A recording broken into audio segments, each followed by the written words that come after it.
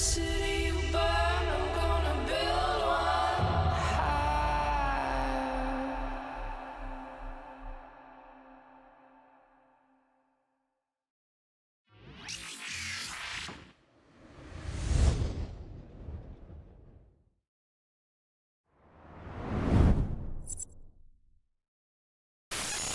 Greetings, fellow Empyreans. I am Ashtrothi, the voice of New Eden, and it is March 5th, YC128, and I wanted to start on this camera because we do have a lot to talk about, but I do have a puppy in my lap, and I know how important the puppy tax is, so since she is here, I wanted Zoria to come say hi to everybody. Hi, say hi, Zoria. Do you want a treat?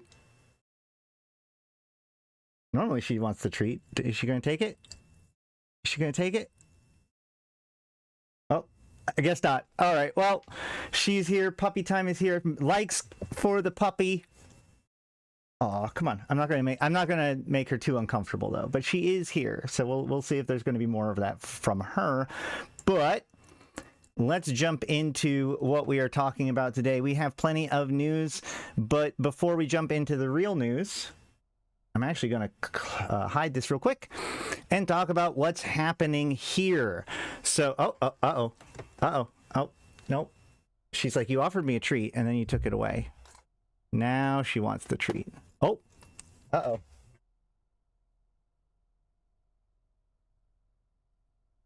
Zoria for Glente president, the puppy, not the Triglavian. Hell yeah. Okay, so what is happening here? First of all, I do want to point out, I'm not joking when I said in my stream title that this is 100% clickbait. Hold on, I think I can...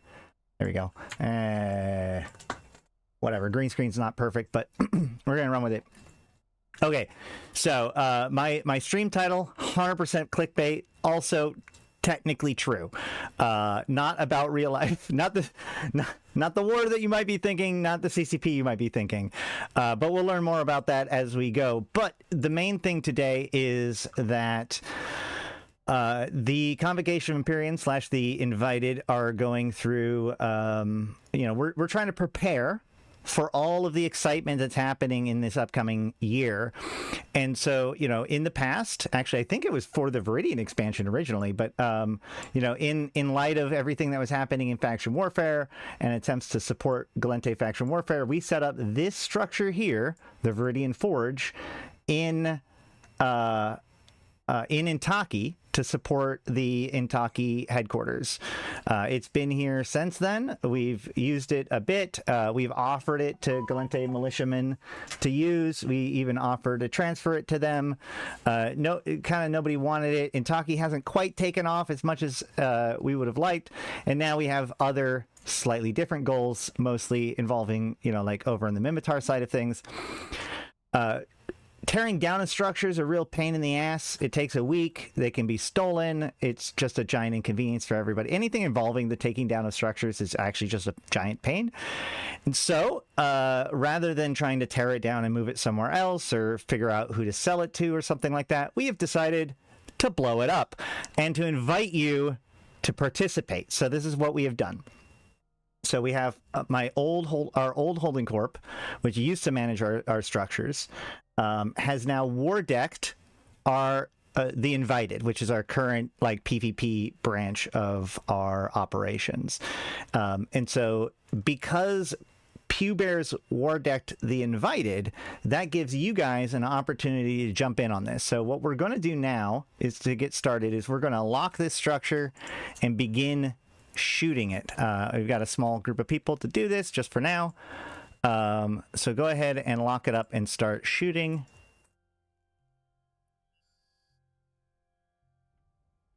We're going to burn through this structure. So by making this Pew Bears war decking, do you have to... We're getting there. So in order to make this... Sorry, we did the war deck this way for two different reasons. One, now if you have an alt corp, you can actually join into the war for free. We've actually opened up the war for allies, So if you want to, you can always ally with the invited with your alt corp and jump into it.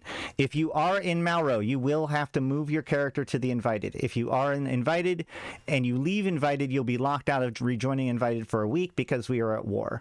The Malro proper is not and will not be involved in this war. Neither will the Convocation of Empyreans. It's strictly between our old holding corp and our current PvP corp, right? And this is part of a larger kind of realignment of our priorities in light of the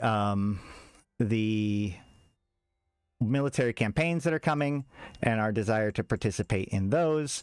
Very exciting stuff. We did reveal this during our latest member meeting, which we record and put online every month. So basically what's going to happen right now is we are just going to burn down this structure, and then we're going to get the final timer. The other reason why we did this war deck this way, with Pew Bears war decking invited, is because, by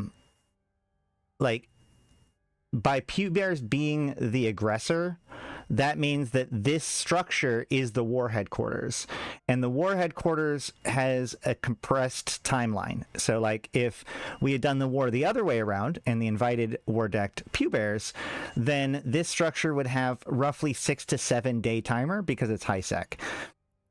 Because of the fact that we did it the other way around, this is the war headquarters, and so it should have a 2-day time period. There's a little bit of jitter, and because of timers and whatnot, we're not 100% sure when this is going to come out. But the idea is that we want this to come out on like Thursday or Friday. So we're all going to know in like 30 minutes or so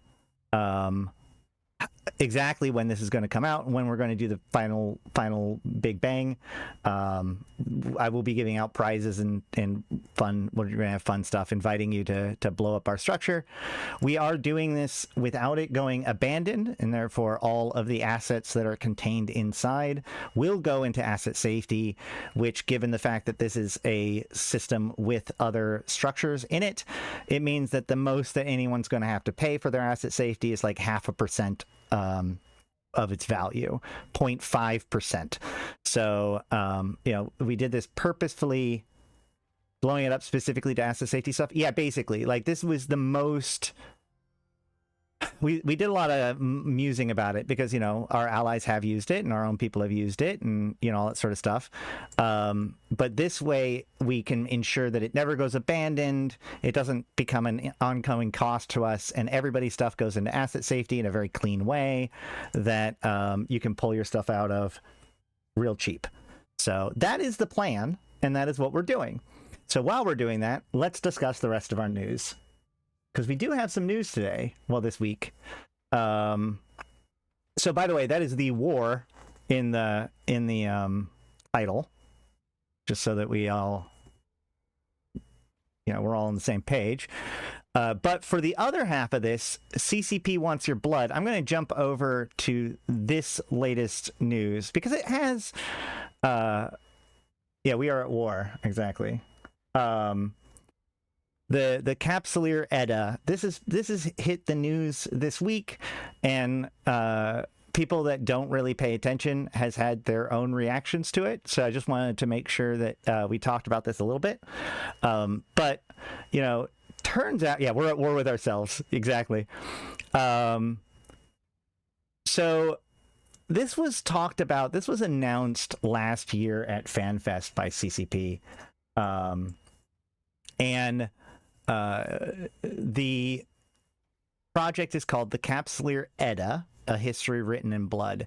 So for those of you who do not know, CCP is an Atlantic company. They are a bunch of Vikings, and regardless of everything that happens, they're very proud of this fact.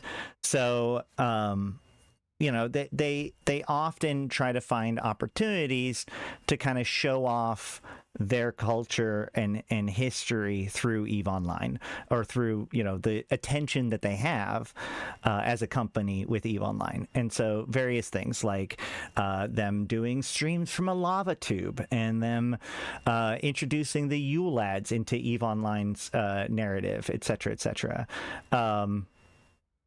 Maybe I should write my madness over the Jovian narrative document. Well, so this is another example of that, where CCP is kind of embracing the synthesis of the community that the worldwide community that they have fostered, as well as their historical Icelandic traditions. So to jump into it, dedicated Capsuleers at FanFest 2026. Capsuleers will get a once-in-a-lifetime opportunity to contribute to the Capsuleer Edda, a cultural and archival project preserving the living history of EVE Online.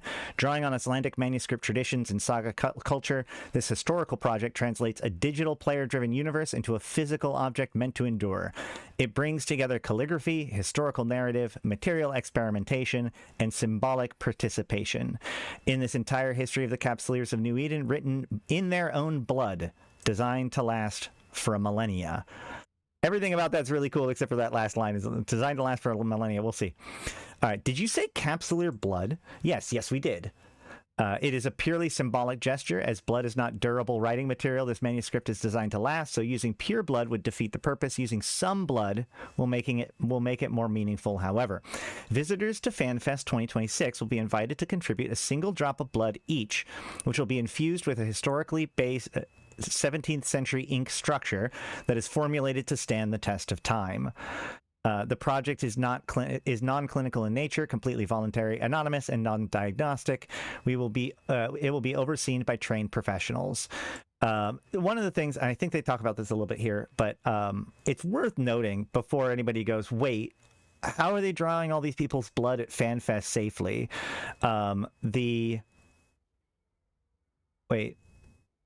What sort of technosorcery did you put on your phone? I was in a meeting and came back to you live on my phone. I wasn't even at my desk to click the video. That's how clickbait my title is, that YouTube just clicked it for you. They're like, you must be interested in this video. It's so clickbaity. Anyway, it is worth noting that historically at every FanFest that I know of, they have they do a blood drive, right? I mean, again, like, one of the big things about the history of EVE Online is the history of Iceland and, like, the Icelandic culture, and more importantly, CCP's value to Iceland. In fact, back in the day, during the global financial crisis, CCP actually received a key to the city of Reykjavik because EVE Online's international success was such that it helped keep it literally kept their economy stabilized during that time period. And so they were like lauded for it. Also, CCP got their start making the Danger game, which was a anti-drug game, drug use game that was sponsored by the Icelandic government. They've done a lot of stuff with the Icelandic government, but the point is that they have always had a blood draw there, right? Because, making sure that there's enough blood for emergency services is a very important and ongoing problem everywhere. And a population like Iceland doesn't necessarily have the people to always be able to have those supplies. So one of the things that they've always done is, since they have all these people here for FanFest, they do a blood drive there, which is also part of like the overall like EVE Online community's desire to be proactive and positive forces and fundraisers, et cetera, et cetera. So like this is already happening. And so the idea that there are medically trained professionals that are doing blood draws makes it so that this becomes kind of a trivial issue to be like, okay, well, let's set aside a single drop of blood from all of our draws to ensure that we get this mostly symbolic gesture. But all right, why the Capsuleer Edda? Human culture increasingly exists online using social systems, economies, shared history, and forums of self-governance. While many of these spaces feel permanent, they are not. This is actually something I've been thinking about a lot recently as we transition more and more to an online digital community. How much of our information, like digital infrastructure, is actually very fragile. The idea of information being lost because of the fact that it is exclusively resides on digital hardware, there's so much of our history that we're able to figure out even though like the cultures have been exterminated or have gone away for one reason or another, we're able to reconstruct the past because of the indelible writing and works and communication that they have put down. Everything from Egyptian hieroglyphics to, all kinds of things. And our view of history is very much colored by our view or what has survived the test of time to be interpreted by modern people rather than just simply being handed down. So I definitely understand this energy of like, well, I mean, digital's good, but a permanent record is better. All right, they are owned by companies, they change and evolve, and in some cases may disappear. This is actually, like, there's a lot of interesting examples. I'm not going to go too far down this road today, but if you want to hear more thoughts about that, let me know, and maybe I'll talk about it on like a decanted episode or something. Human means of preservation have become less and less permanent throughout history. We started by preserving information in stone, which can last millions of years, then skin, which lasts for millennia, then paper, digital media, and finally the cloud, each medium solving certain problems but introducing others. The Capsular Edda doesn't solve digital preservation, nor does it attempt to do so. What it does is take a long-lived digital society and preserve its history in a durable physical form. The materials and methods have been chosen for longevity. The tome will be produced on vellum, which has a long history as a durable manuscript material. It is ethically sourced, chosen for its archival properties. The point is not to revive lost traditions, but to choose the most durable materials available. EVE Online has been operating continuously for more than 2 decades. It is an open world shared by capsuleers over time. Few digital spaces can boast this level of connectivity, making it uniquely suitable for this kind of cultural reservation. It is worth noting that, like, there are already 2 history books written about the real life history of the fictional universe of EVE Online, right? The Empires of EVE Volume 1 and 2, which are written by Andrew Groen, involving the capsuleer stories. So, this is, and also I've mentioned many times before, EVE Online is in the Museum of Art because of, not just because of the structure of the game itself, but what we have collectively done with it, which is construct this living universe, this living story where things have happened and society, a form of virtual society and virtual societies have grown and exist and interact. There's some new tech developed recently to etch voxels into glass. Supposedly it can store data for 10,000 years. That's pretty cool and makes sense. Also, but it doesn't involve blood, so, whatever. I've seen that display along with my number 1 favorite game, Dwarf Fortress. Dwarf Fortress is another one that definitely deserves to be in the Museum of Art. All right. What's in the Edda? The Capsular Edda is commissioned by Icelandic authors, writing to reflect the history and shared experience of EVE Online as a digital culture. The contributing writers are Andre Snare. Why am I trying to pronounce any of their names? This person and this person. Icelandic names. They will preserve capsular stories in verse, producing a work of art rather than purely biographical text. They have been interviewing the EVE community, getting feedback and scouring the player-driven history of EVE Online to inspire inform their epic poetry. The manuscript will be handwritten by a professional calligrapher and intentionally left unsigned to reflect the historical manuscript traditions in which scribes document sagas without credit. Be a part of history. For more information about the Capsular Edda, including live readings from the selected poems, will be revealed at FanFest 2026. Guests will also get the opportunity to be a part of the preservation of capsular history by donating a drop of their blood to the project.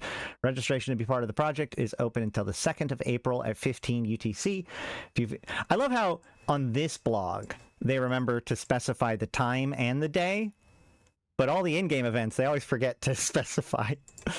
If you have yet to secure your FanFest ticket, act now. So yeah, this is just it's a fun thing that they're doing for FanFest. They've launched a pod into space. They've made statues with everybody's names engraved in it, and now they're making a book made out of our blood. It's a good.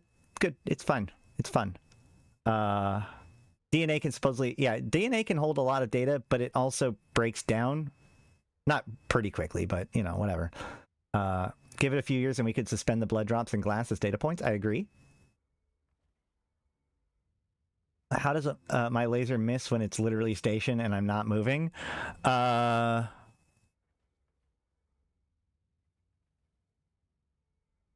a good question. That's pretty funny though. All right. So that's that. Also, in the for our news today, we have patch. Oh, sorry, we're going to get to that in a second.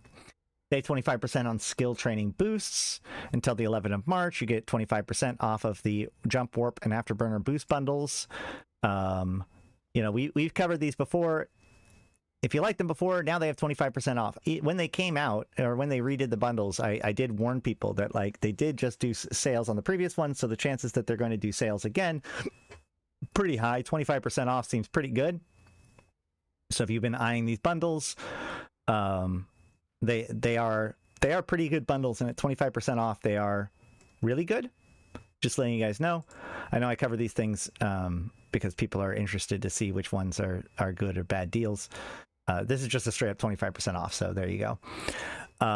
Also, we have the Anger Game 7 is coming.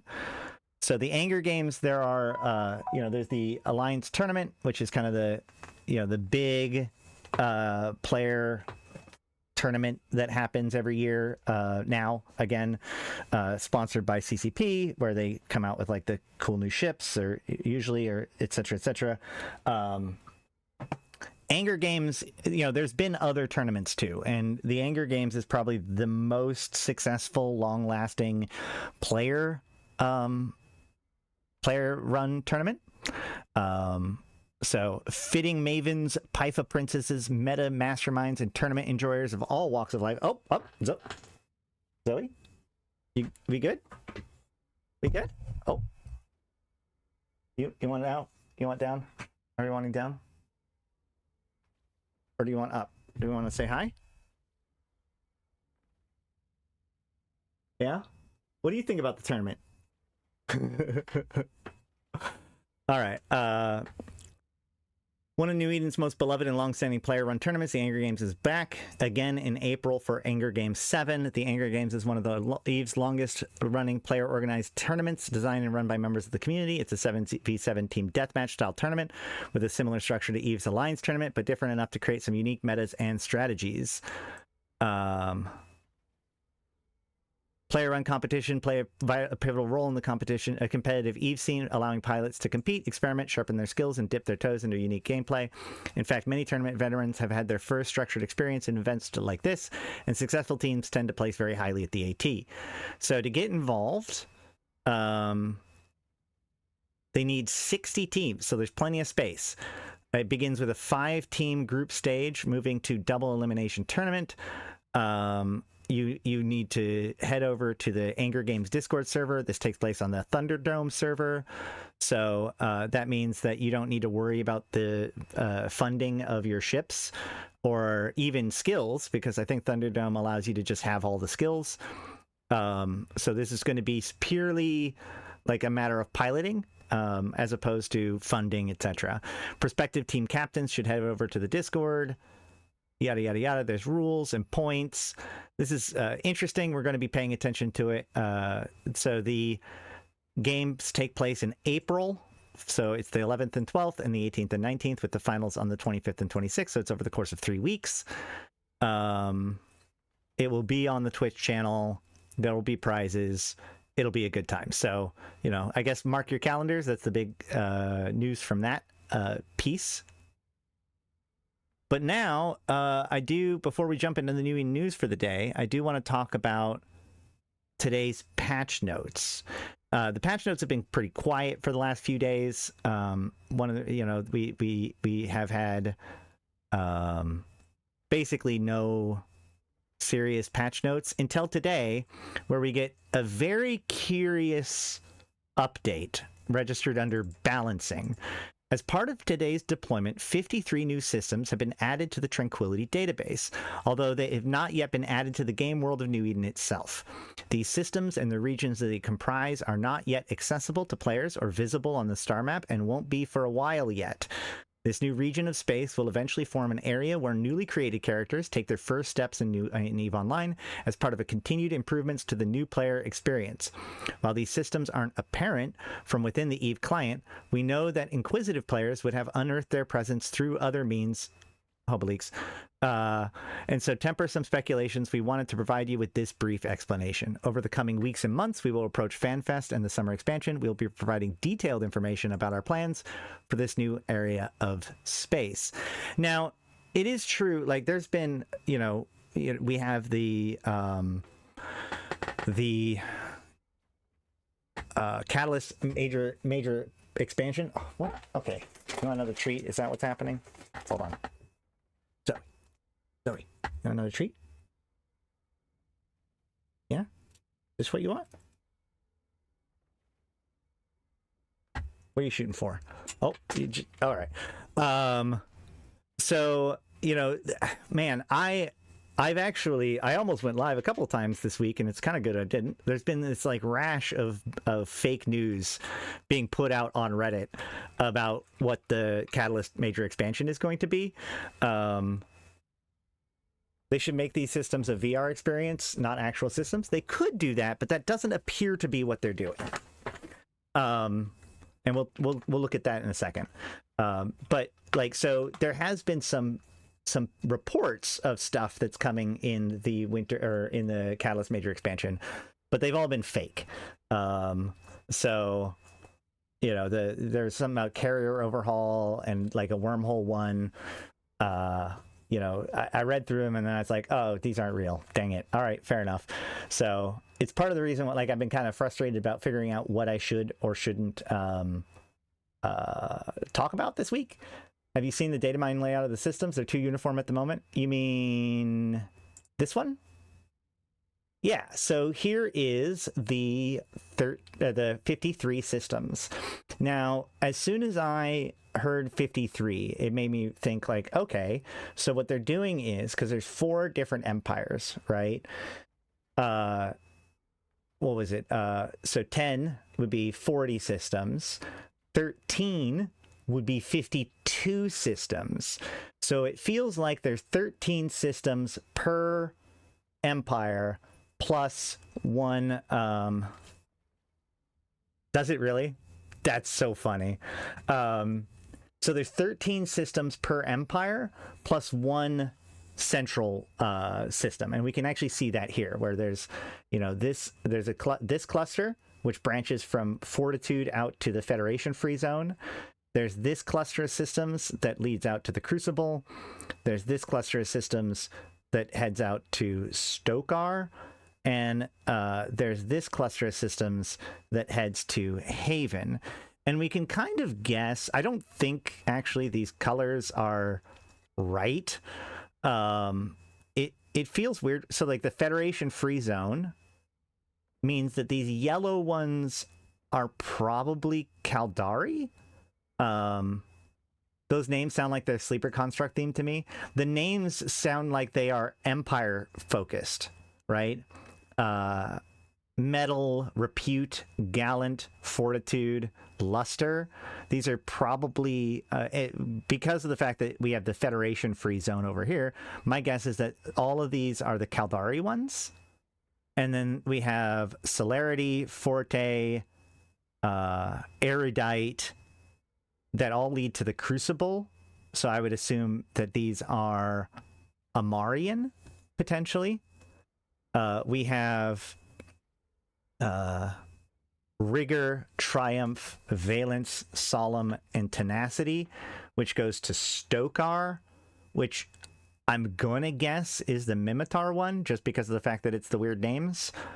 And then we have, Steadfast, Decorum, Equality, Chivalric, which leads to Haven, which is likely the Galente one, right?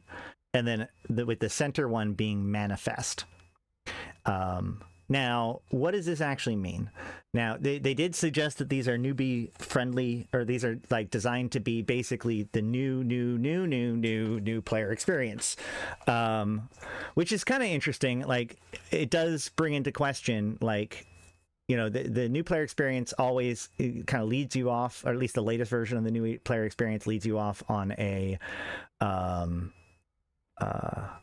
which were the ones that got sleeper wormholes again? Everybody but the Galente.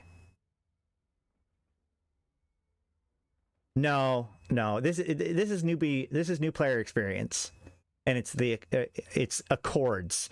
So I'm assuming that like Concord is going to create a new area that they have like better control over, and so this is like the the Accords, and so each area is like interconnected, but then also has their own empire space. So they're this does not appear to be related to the Drifter stuff per se. Crucible is a melting pot, which screams Galantia. I think Amara would be Haven. Well, I think you might be right. I just think that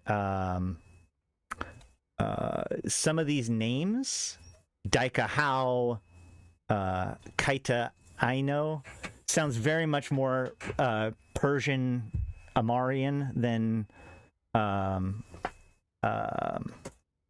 French Galente, whereas some of these other words, Kanta, I don't know, maybe I could be wrong about this. I could be wrong about this part. I'm just saying, like, it seems pretty likely that this is the way that this is divided up, right? And I have talked in the past, I actually wrote a thing a long time ago. Okay, are you need to like either get down, there we go. Okay. It could be related to the results of military campaigns, yeah, but they did say that these are going to be newbie-centric. Hold on.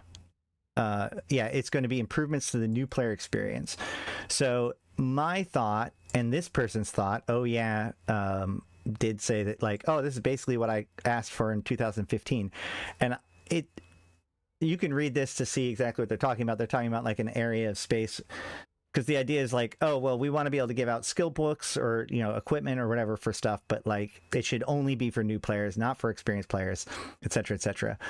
I also had kind of recommended a change to the new player experience a long time ago, that this feels like it might be somewhat close to, where it's the idea that like there's some black operations going on with the Empire, and so since you're a new capsuleer, you're useful to them to look into this weird, this pirate event that's going on, which leads you to travel to an area of space where there's, like a conflict going on, and it's like a story where you kind of help your Empire do an operation against some sort of pirate group or something, in such a way that after the words, they disavow all information, let you loose, make you an independent capsuleer, and that's kind of how you get started, in this whole thing, where like, because that way, one of my original ideas, like behind it, was like we should let people experience a Titan, right? And so like, at some point you gather the intel or whatever, and then you have to warp and use a jump bridge to go to a mysterious location to perform some actions. And the reason why they need you is because you're immortal, right? So this kind of creates this interesting story that kind of sets you up and makes you go through all of the different chain of like understanding, everything from basic industry to exploration to combat, in order to complete these tasks. And if this is the newbie safe zone and opens up the rest of HiSec to increase danger from the military campaigns, that's correct, yeah. So by taking the new players and giving them this spot that they can, grow in, it makes it ends a lot of the argument. Oh my gosh, what is happening? What? You never bark. It makes, so like, during invasions and stuff, there were concerns whenever a newbie system was like tied into invasions. By making these systems a thing, they can say that the newbie systems are, or like, the rest of HiSec is fair game. Obviously, there's still going to be some systems that are protected for various reasons, Cosmos agents, JITA, etc. Maybe the little groups are examples of high sec in the far ends. Is low sec is closer to the middle, and null is in the middle to give new players examples. Except for they're all currently security status 1. My expectation would be that you would start in your player's corner and work towards the center, with manifest being where you end up in the end. It's your like, in like an MMO, it would be the equivalent of like your first journey to Ironforge or Stormwind, right? And then that leads you into the rest of the universe. Now, where this would lead to, that's an interesting question too. There's a lot we don't know yet, but this does at least suggest one of the most significant NPE reworks in a very long time. So we will be keeping an eye on this, but we probably won't hear anything new about it until FanFest. So there you go. I will point out that we have this person, Petra Ann, who is on the CSM. As the CSM 20 member who works with newbies closely and knows a little of what is to come, I'll say that I'm quite positive about what CCP intends with these systems. We'll all, of course, see how it plays out in reality, but I am excited. So if Petra is excited, that's probably a pretty good sign. So just something to pay attention to, and it's just another data point for us to note when it comes to everything that's happening with military campaigns, the expansion, and the FanFest coming. Would be cool if Concord created their own sleeper construct, and this was new players would be plugged into instead of actually flying real ships in the open galaxy. That is an interesting point to all of this, which is that this entire existence could be virtual.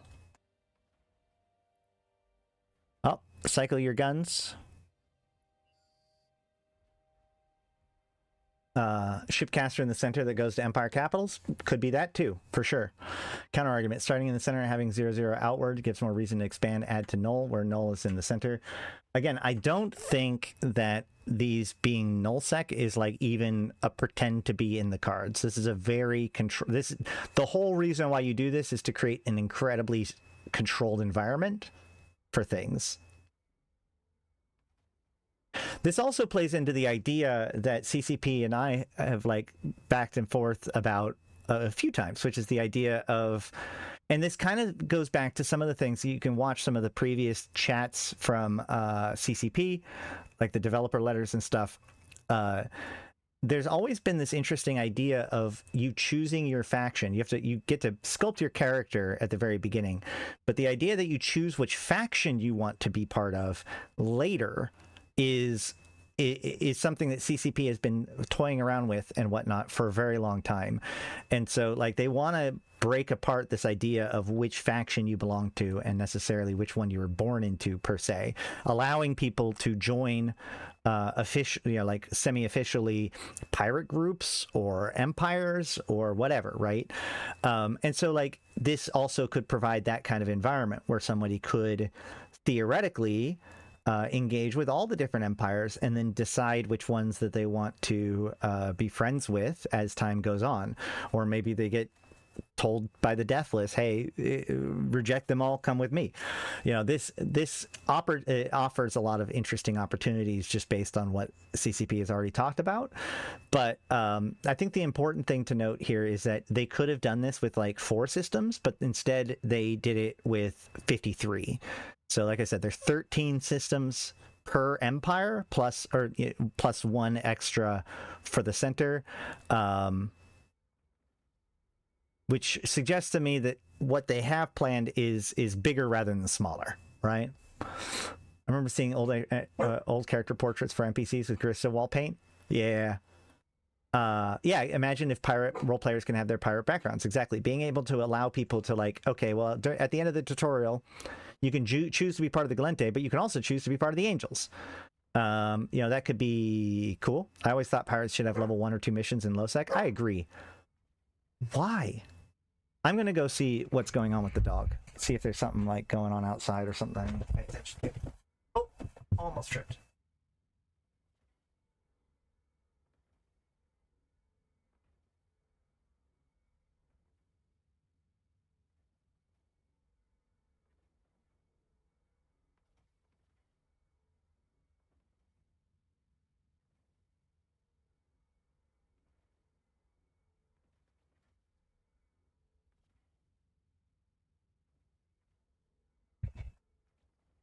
Her mama's outside. That's what's got her excited. All right. So yeah, that's about it for that. And I think that's all of the news. The only news that's left is at some point here in the near future, this structure will be giving us a timer. We have 9% to go. So we're going to finish this up, get its timer, let people know what's going on there, and then we'll do the New Eden news.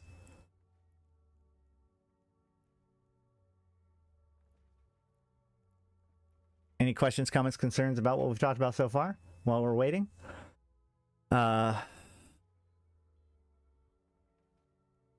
Is there anything I've missed? I know it's been a weird few days.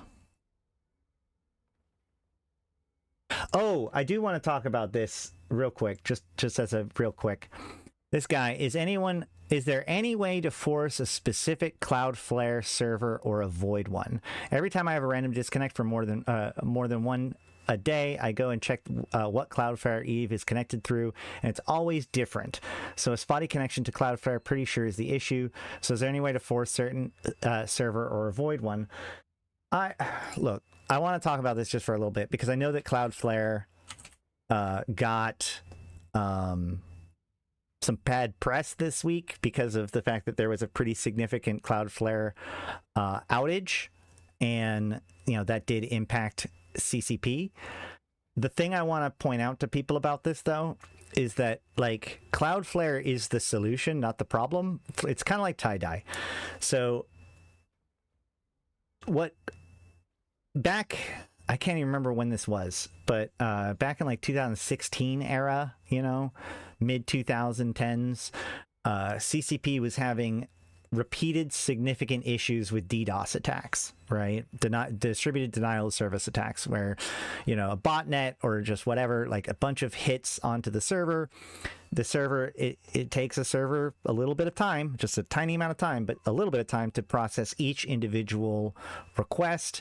So if you hit a server with an ungodly amount of requests all at once, it has a tendency to make the server die, right? This is how DDoSs exist. There may be a real risk of people not wanting to leave the starter zone. Well, they would have to make it so that this becomes a logical progression. I think that, honestly, they'll probably have to kick people out after a certain point, too. Like, you can only be in there for the first 30 days or something like that. Otherwise, people will intentionally stay in the starter zone just to interact with newbies. Either way, I digress. So there was a series of DDoS attacks on EVE Online, and, network stability and, stability of the system was in question.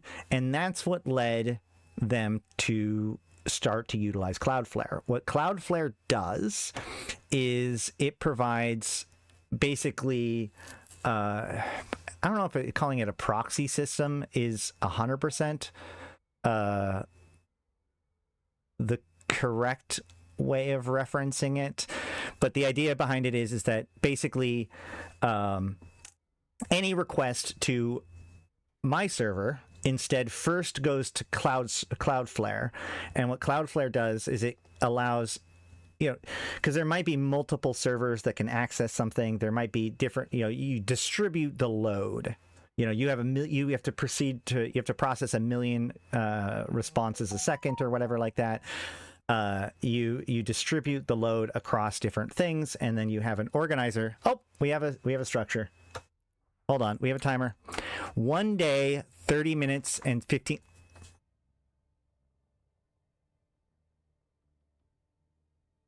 Well, that's a little early.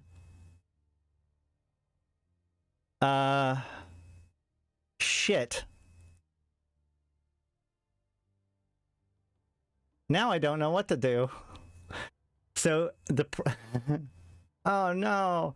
So like the plan was, I was hoping this would take 2 days. I knew that the timer was possibly early because we're shooting it early. All right, so the problem here is that what this means is that if we want to do the structure this way, you have to join the war in the next 30 minutes to be allowed to shoot at the structure, because it takes 24 hours, I think, before you join the war, before you're able to shoot. I'm going to have to figure out what we want to do about this.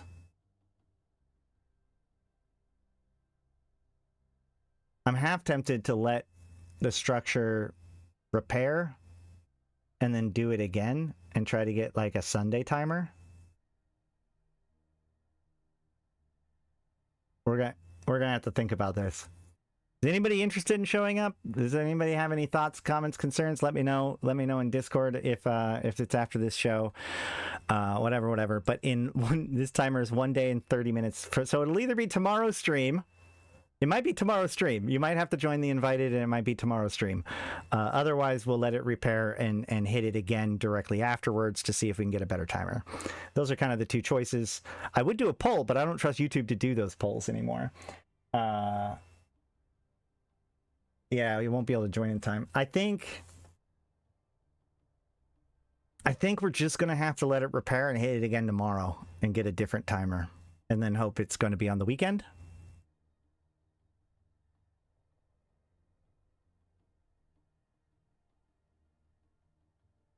But I'll have to talk to Thrans and Malak and others about that before we do that. All right.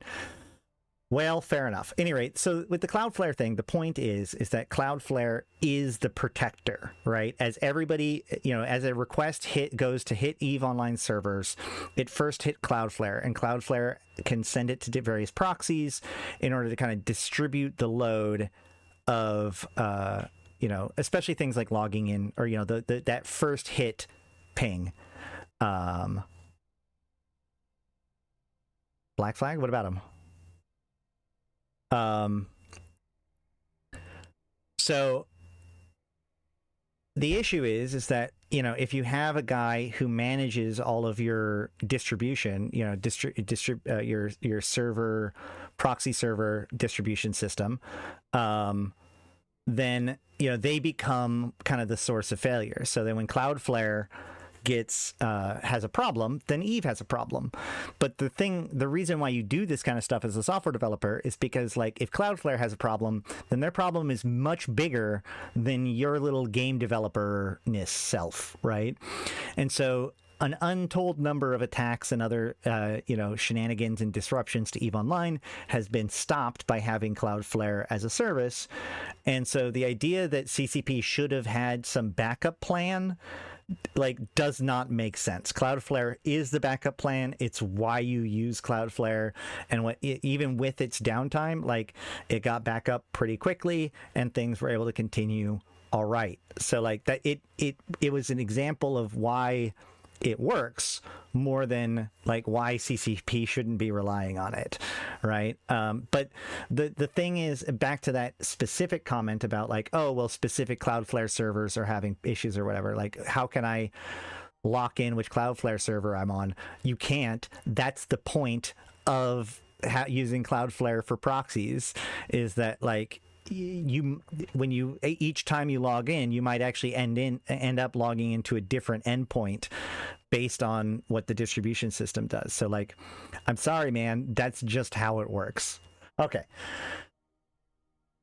That's all the news for today, or at least the game news. Now let's talk about the New Eden news.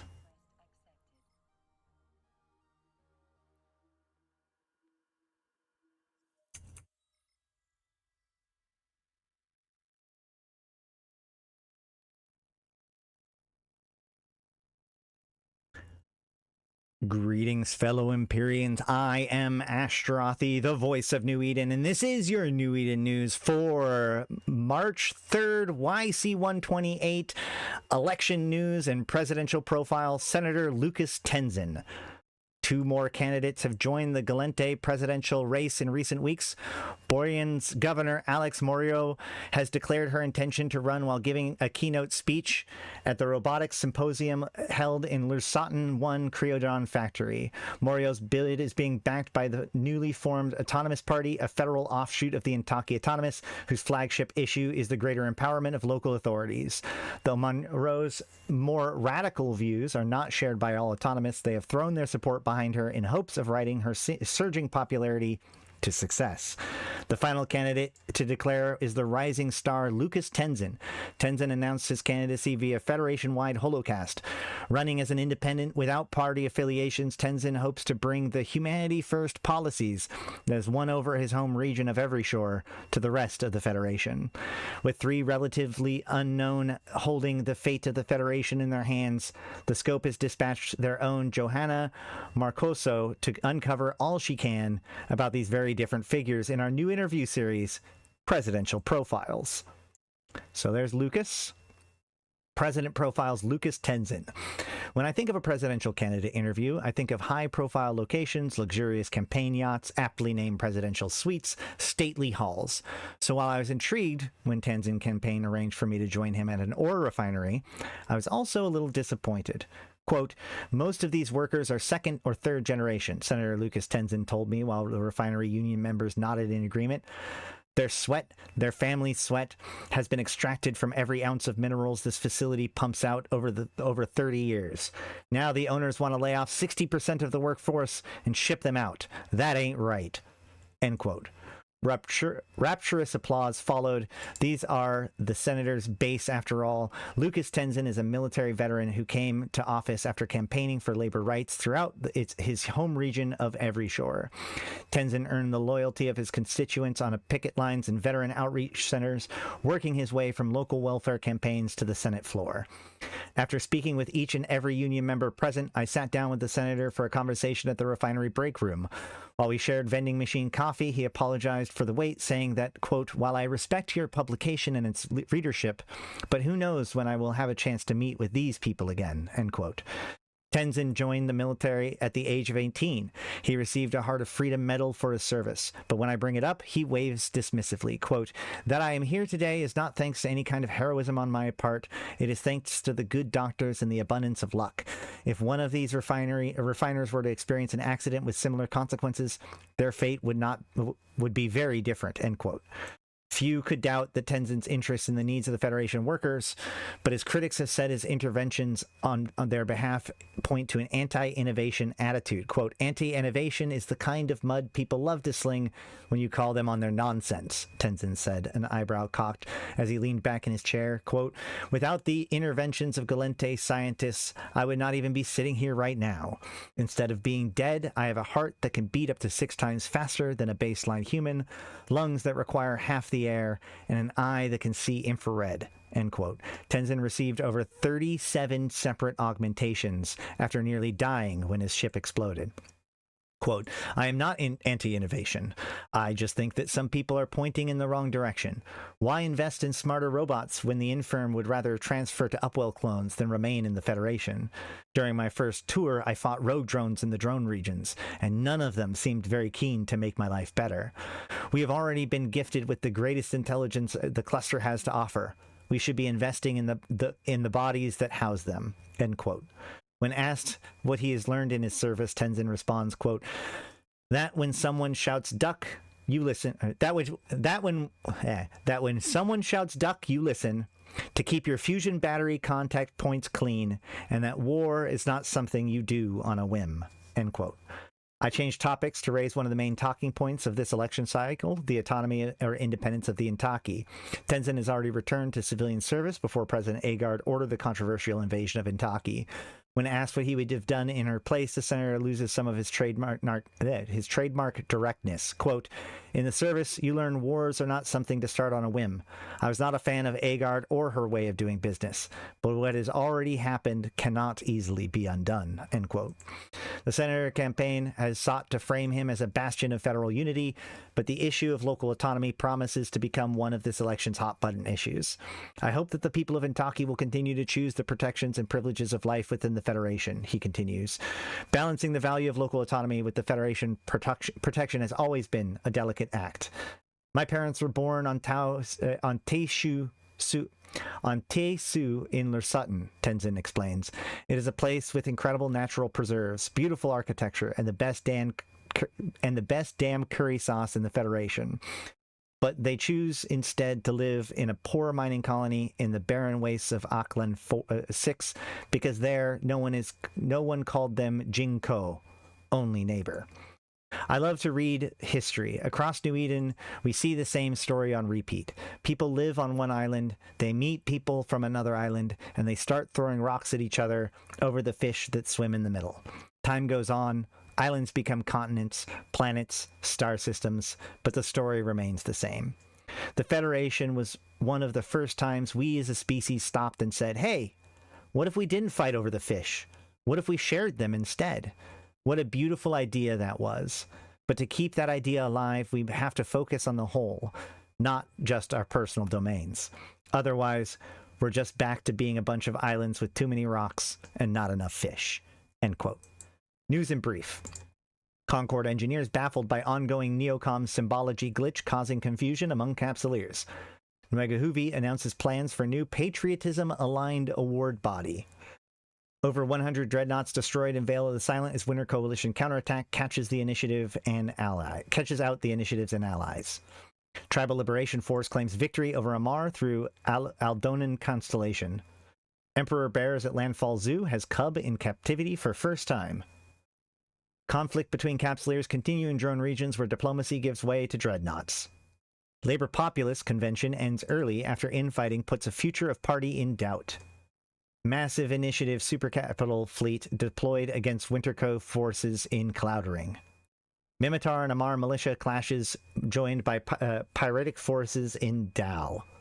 Or praises Industrial Empyreans in Miners or Capsuleers 2 Economic Report.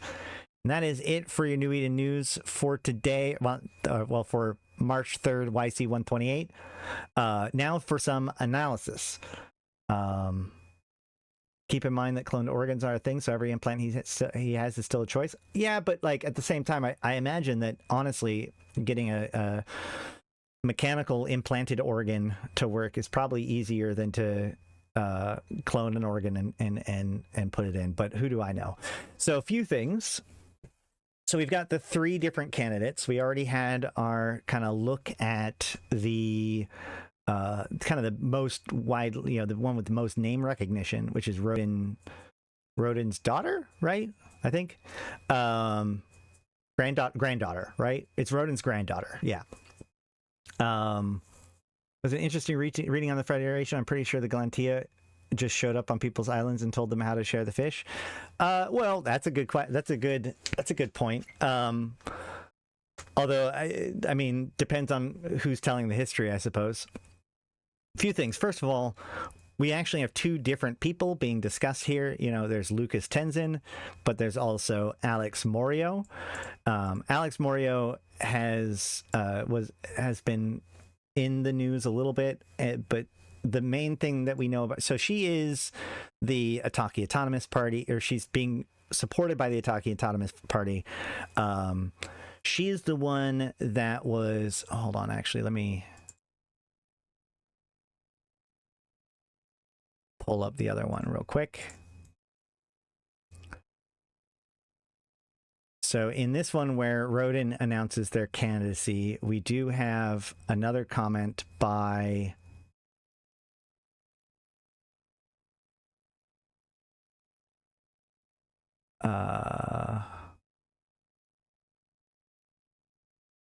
or was it this one, or is it the previous one? I guess it might be the previous one. Hold on.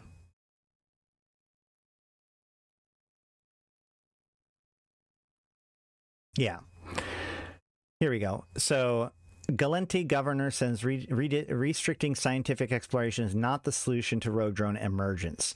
So this is where we learn the most about Alex so far, where she said, quote, "Our problem is not one of restraint, but understanding. Limitations placed on the scientific community by political entities and corporate loyalists have barred us from understanding the very nature of rogue drones. Why do these spontaneous outbreaks of hostile intelligences occur?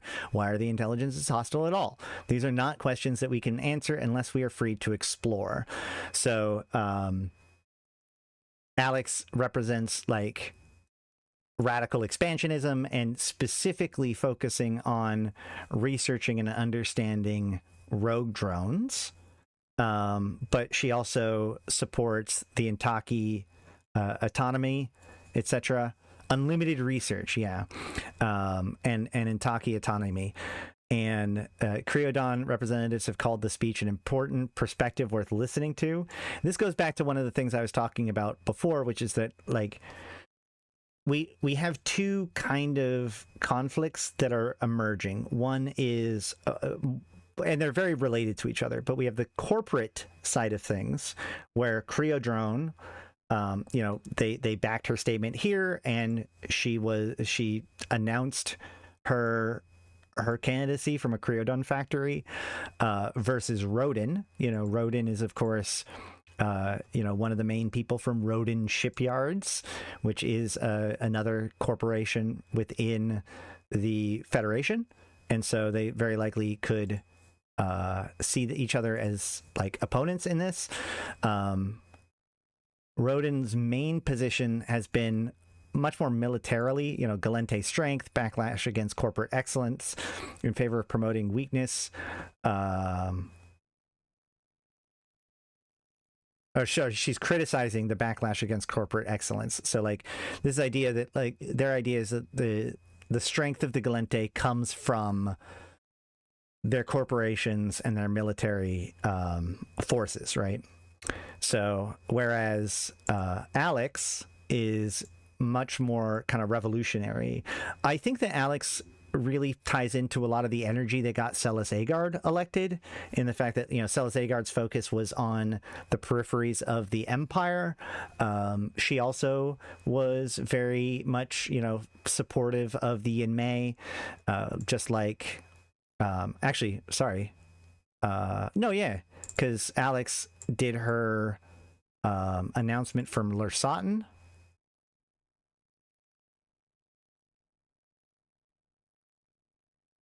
Let me make sure I catch this. Okay, so all three of the candidates, no, both of these candidates are attempting to really tie into the Yinmei, right? Because Celis Agard is connected to the Yinmei. The Yinmei is the other major signatory of the Federation Charter that people don't talk about as much compared to the Intaki. But they're the ones that had they have a caste system, which, by the way, if we come down here, Lucas says straight up that they come from the lower caste. Right, we have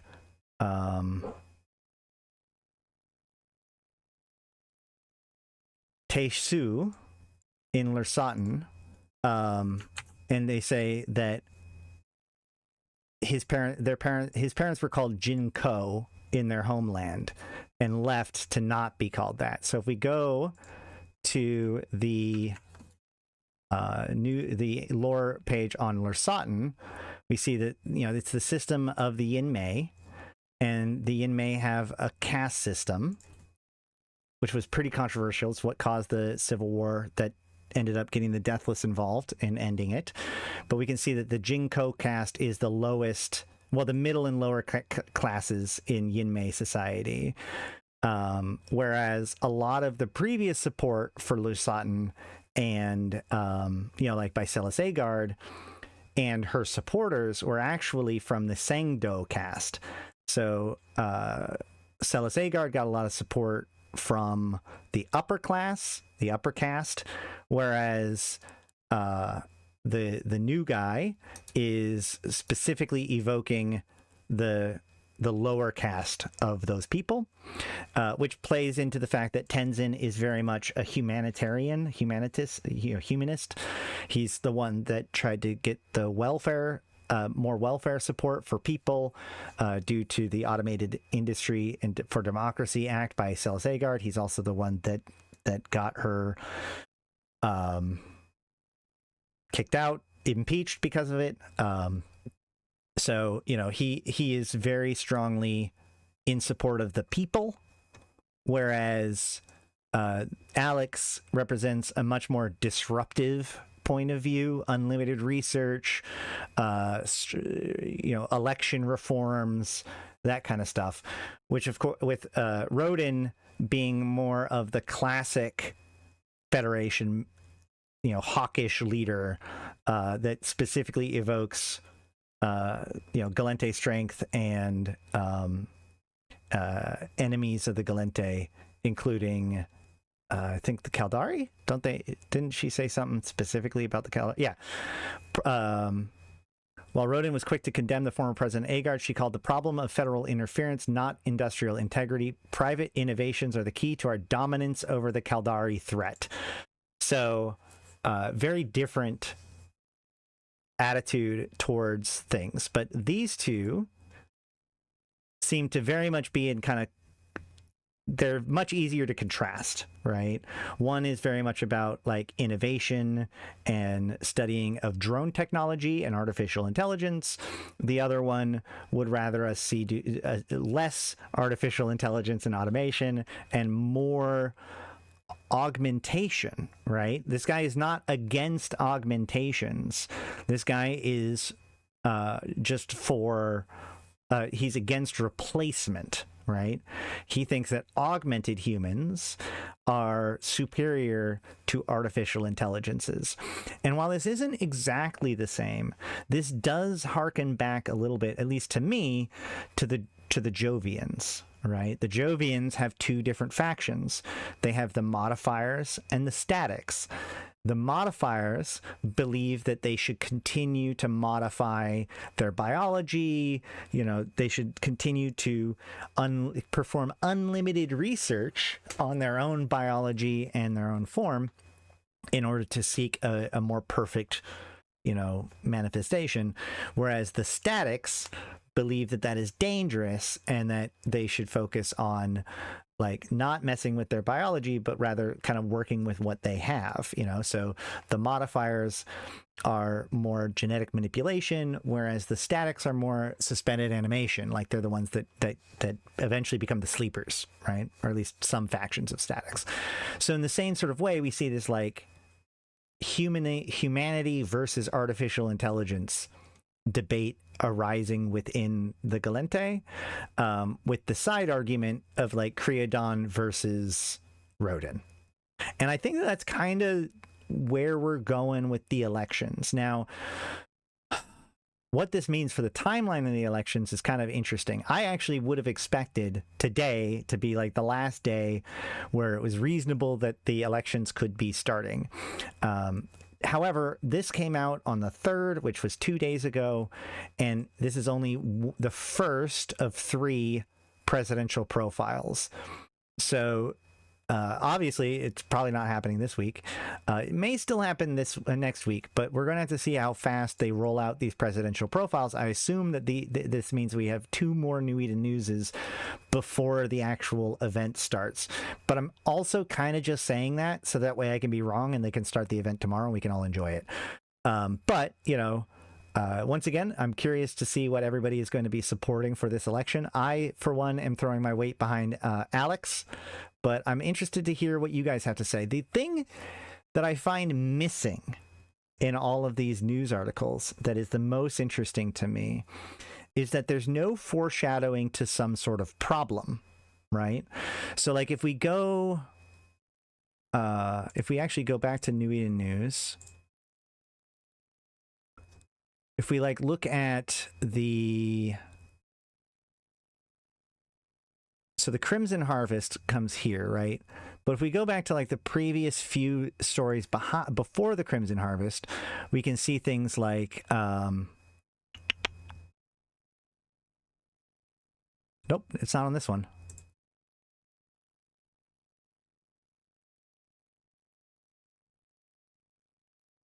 Dr. Juan Rodolfo presents groundbreaking vision for future of AI integration.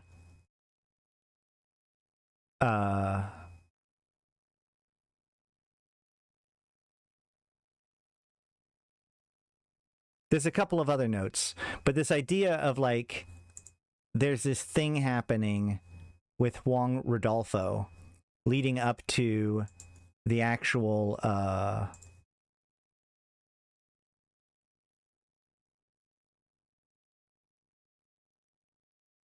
the Crimson Harvest. The Crimson Harvest had the hollow clones and stuff. And so, but the pieces that led to...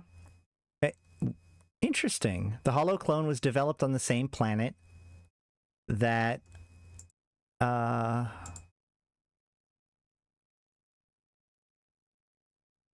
Lucas is from. Yeah, Tae-Su.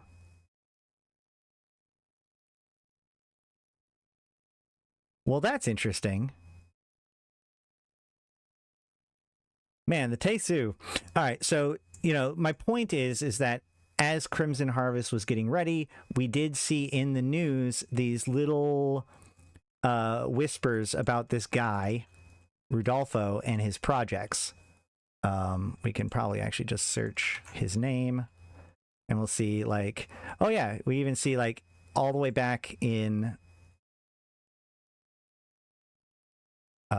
July of last year, we see, you know, renowned cyberneticist Dr. Huang Rodolfo wins prestigious Yinmei Science Award for work with Upwell Consortium. My point is that we know that the election is going to be an event. You know, there's something happening that we engage with when it comes to, like, the voting process, which, by the way, I was against Capsuleer's voting, but it was pointed out to me by Dutch Gunner, who's been part of this game since basically it was a game, that actually the very first Gallente election that occurred, so like the one, I think it was in 2008, the one where Fortin won, that election, or maybe it was 2006, either way, that election was actually done by players. You can find evidence of it in game still, actually. You can see, nope, that's not it.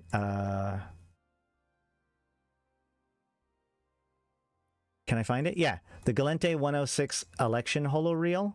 So I guess it was 2005. There was a whole, but there was a, hold on.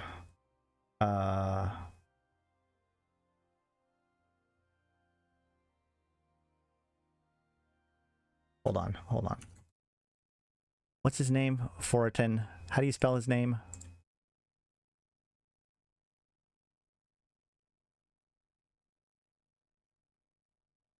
I don't know how to spell Fortin. President. I also don't. It's not 410. There we go. I got it.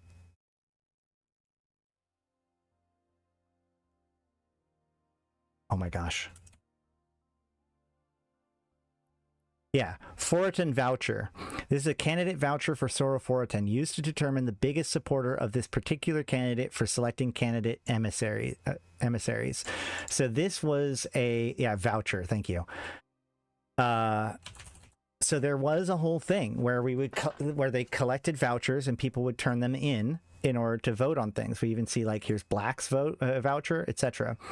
So it isn't actually as unprecedented as I thought, and it isn't as, like, I guess the cat is already out of the bag of Capsuleers controlling Gallente elections, so that's fine. But the point is that in the actual video that they showed us, hold on, let me pull that up real quick too.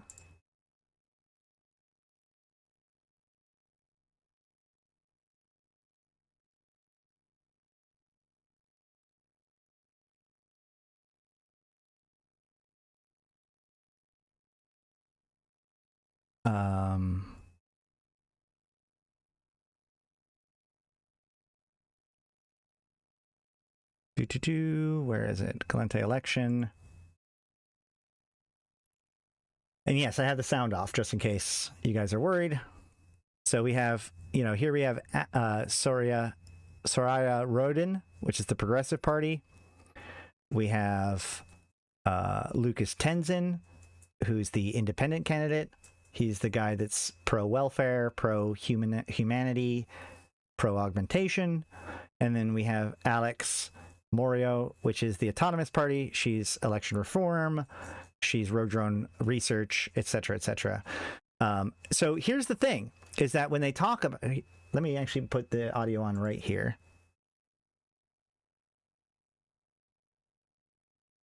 Advocating for self-determination, unlimited scientific exploration, and radical democratic reform.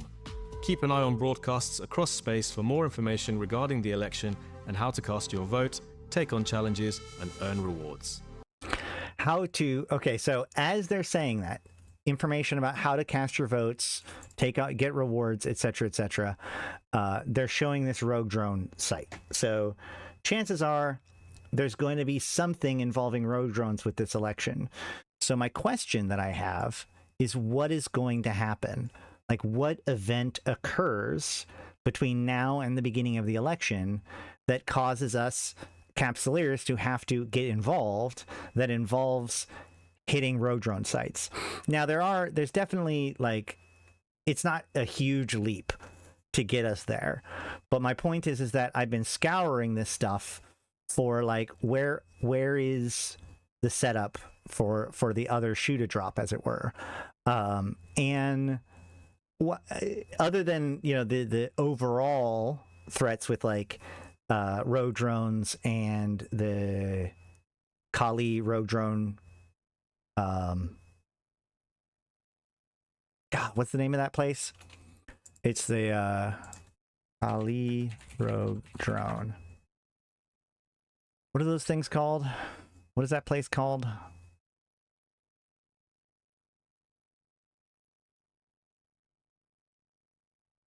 Cultural Society, I think, right? Rogue Drone Cultural Society?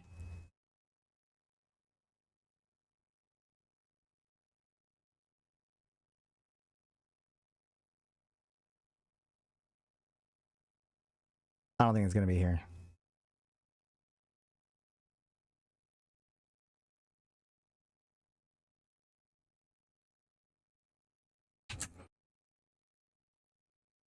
Oh, no, yeah, definitely not.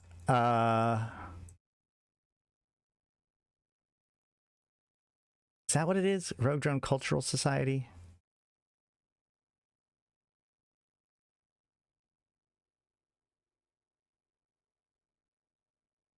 Yeah, Kali Rogue Drone Cultural Exchange. And I also spelled it wrong, that's why. So, Kali Rogue Drone Cultural Exchange Society has gotten a lot of press in the last few years because of all of this. So I imagine that will play a piece to that. But, like, my point is that I don't really see anything in the last couple of news that stands out as like, oh, this is the bad thing happening. The one exception, the one headline that I'm curious about, though, is this one: Labor Populist Convention ends early after infighting puts future of party in doubt. The Labor Populist movement was the movement that gave rise to Tybalt Taylor, which is, ironically enough, the one that I was just looking at was tied to that. But, like, so he's the guy who started the Galente Primacy group, the terrorist group that is the Home Front's group for the Galente. They believe in, like, harkening back to a bygone era of Galente supremacy. They were, he was kicked out of the Senate and they became designated terrorists, and that's been a big problem for the Labor Populist Party for a while now because he was kind of their biggest name. So my question is there going to be a move made by the Galente primacy, the Galentia primacy, that is related to the rogue drones and these attacks? I don't know. I have no idea. I hope that we'll get to do this next week. I assume that this is going to, we're now officially in the area of time where it's kind of strange that it's taking so long. They put out this Pulse video 2 weeks ago. They told us the details about this event, and I can't remember the last time. I mean, normally they don't even talk about events until after they've already started, unless they're like a well-known event like the Crimson Harvest or something like that. So it's very weird. It's very weird. I don't know what exactly is going on. My concern is that, there has been so many technical hiccups recently that maybe they've held off on doing certain things. I don't necessarily see why that would, impact them running an event. But, they did try to do Singularity, and there was an issue that was like they were going to have Singularity open for a while so that way people can test it. But that ended up being there was something so wrong that they took it down, and then they said that it was going to come back the next week, and then they said that it wasn't coming back the next week. So clearly, whatever snag that they ran into was a pretty significant one on like a very lower layer of functionality. I think that CCP's doing a lot of work to get things ready for military campaigns. And so I wonder how much technical issues or just developmental requirements are dictating the timeline. Because this goes back to the fact that like if you were going to wait a month to start your actual event, like we'd been waiting for a year for them to do the election already. So the fact that they just ousted Celis Agard like that, they could have rolled it out a lot slower. They could have, posted that they could have done the impeachment process as maybe a couple of articles, made it last for a couple of weeks. The fact that they kind of rushed into that, and then now it's been a month, half a month to a month, depending on what stage you're talking about, before it actually like gets rolled out. I don't know if this is just because that's just how development works, or if that's a sign that CCP is trying to get things good to go, and there has been a lot of trouble with that. Technical sides on CCP side, external to CCP side, etc. So it's going to be something that's worth paying attention to. But for now, I believe that is it. Let me just double check if there's anything else that's worth looking at with this post. I'm always worried. I ain't gonna lie, in my real life, I've been doing a lot of looking into the rise of fascism and other like negative things, especially since I've made such accusations to the Caldari state before, which actually I kind of want to take some of those back. But regardless, this idea of like a military hero that takes over was instantly like suspicious to me. However, I find it interesting that he doesn't use his just on Eve post on Instagram, apparently new landmark located in New Eden just appeared. DM me that information.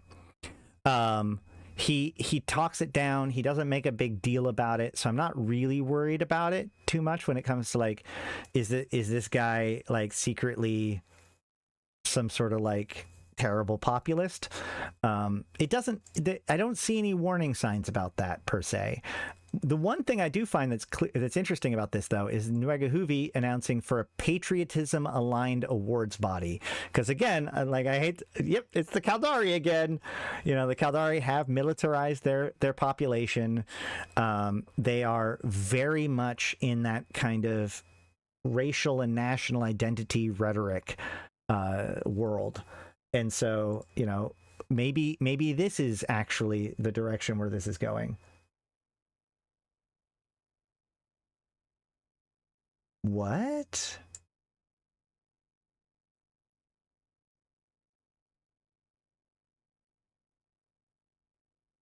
Okay. So breaking news. EVE Online posts, a mysterious new landmark has appeared in New Eden. Where and what do you think it is? So this nebula, this is near Mimitar space, right? Doesn't that look like Mimitar stuff? Is that a Mimitar tower? I don't...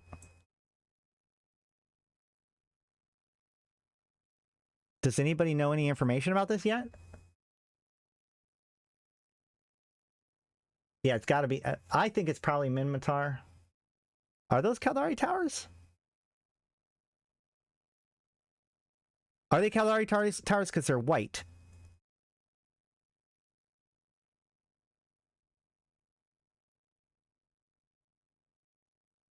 Could it be a faction?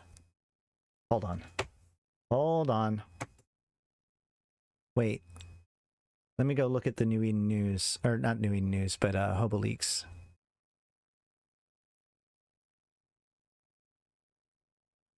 No. Okay. Here we have all the systems. Construction warehouse, construction site. So I saw these earlier, construction warehouse and construction site. And I assumed that that was just part of the systems that got added. But now I'm not so sure. Hold on. What is it? Name of dungeon 1438. I don't know if we're going to be able to find when that was put into the game.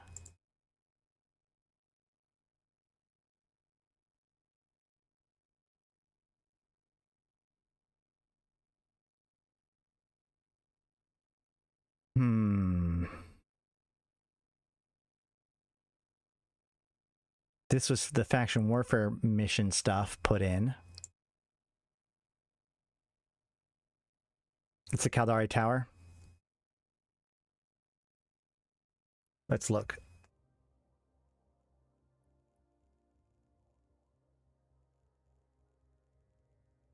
Where'd you post it?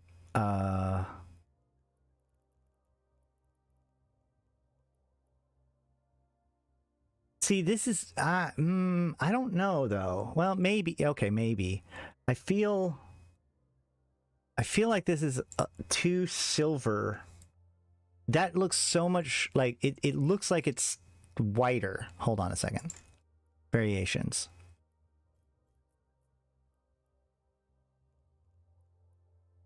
That's definitely not it. Okay, so it's not a Garissus one. That's for sure. It looks like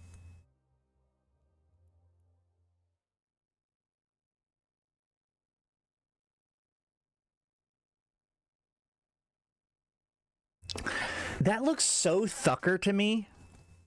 That doesn't it? Hold on.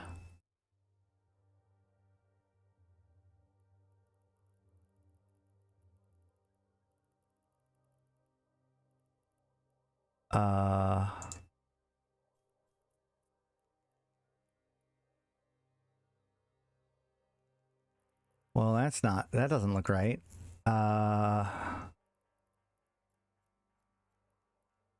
What can I use for Thucker?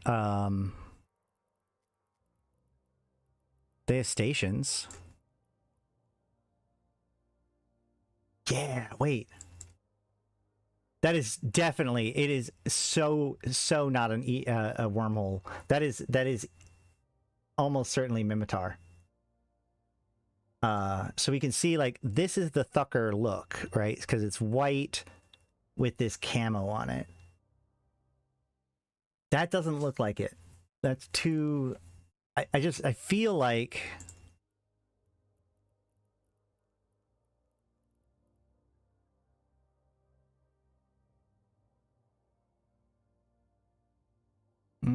Yeah, no. What I'm looking at is details are probably actually just the texture. Because you can see, like, there's this little doodad down here. I think it might just be Caldari. It's not matching the Nebula map? Wait, what?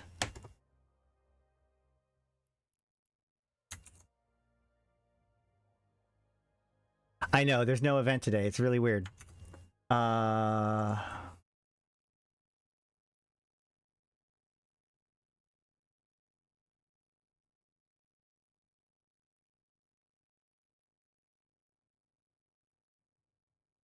EVE Online Regional Skybox.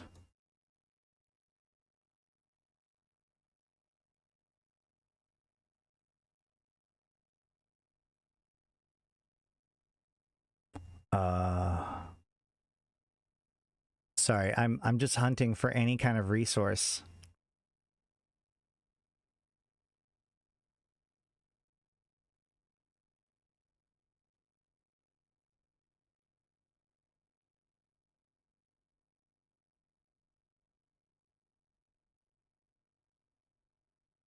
Okay, somebody's added the Skybox pack into other games. I just want a list of all the Skyboxes. Hold on. Hey, here we go.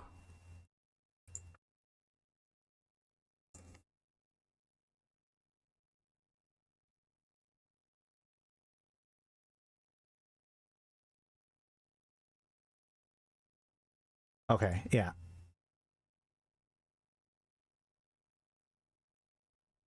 No, yeah, it's definitely a Caldari Tower base. But hold on, let's look for a second. We have... Where is the picture that we're working with? Hold on. What? Did I...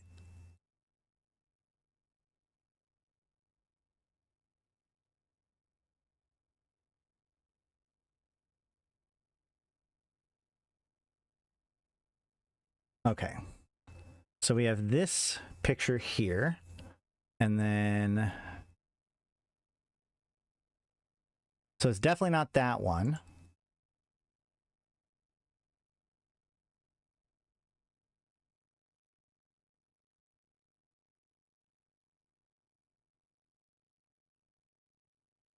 It's close, and it's got like a...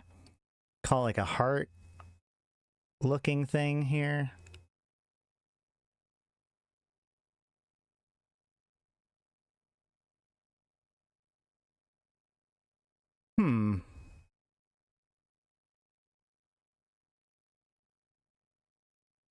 Okay. So it's not these.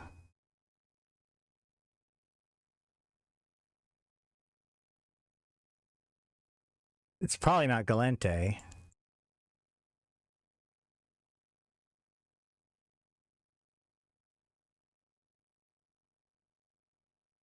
Jove.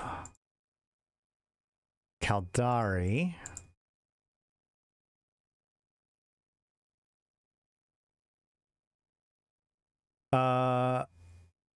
Is that... no. I don't think that's it. Is that it? Is this... Hold on, is this it? No.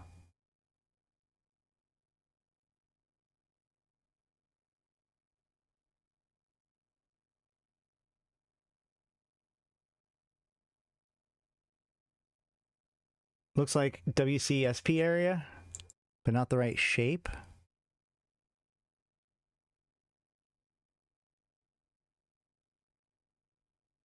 Wait. I mean, if you squint at it, this is the closest one so far, but it should be a lot closer than that. We should be able to just look at it and be like, there it is.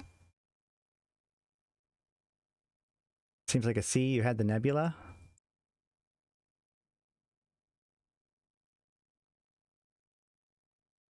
Yeah, I feel like, you know, these are the static pictures that get used. So I assume that when we find it, we should just be like, oh yeah, there it is. Oh, wormholes. No. Okay, and this is stations. So it's not one of them? Is that... Wait. Might be the view from Great Wildlands towards Scalding Pass.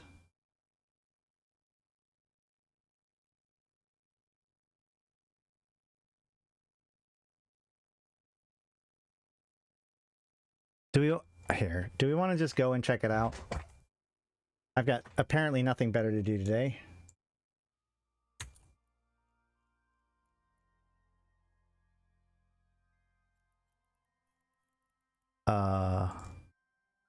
New area? Well, that doesn't track with what CCP said, though, right? Because CCP said...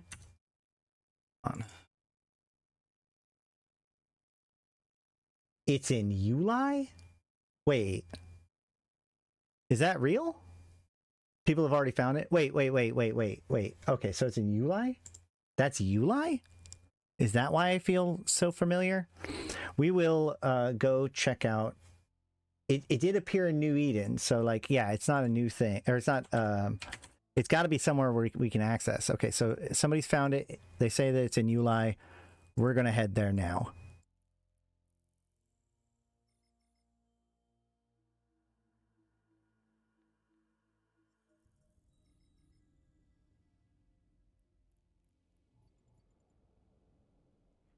And apparently I'm going to go living dangerously, so this should be fun.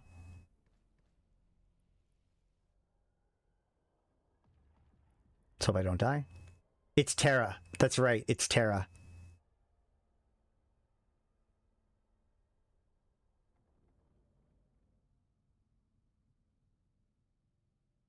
Yeah, the Intaki is a pretty system, for sure.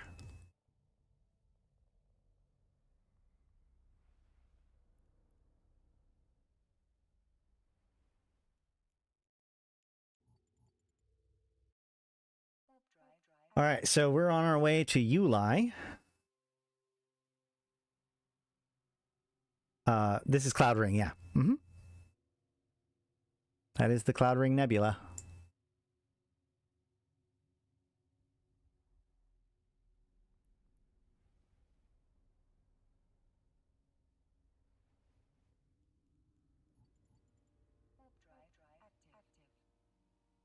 You can see the construction site landmark there if you... Man, that's a spoiler, though. Hold on. Geography, statistics. Is it statistics? Is it geography?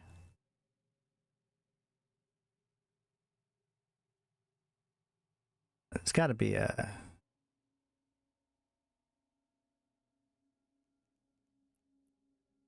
I'm going to get killed by Edencom, aren't I? Ah, whatever.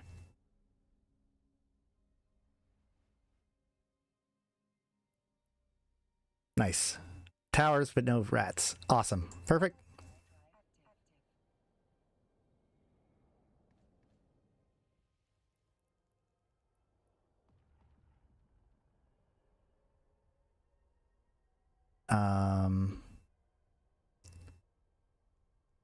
Interface, interference. No, statistics. Industry, activity, sovereignty? Where do they put landmarks now?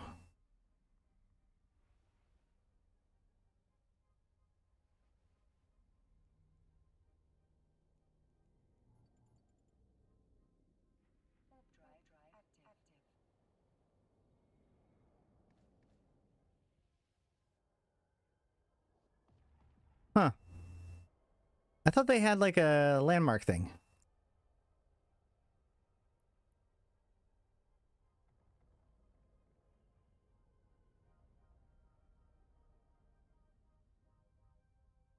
Activity DED, okay.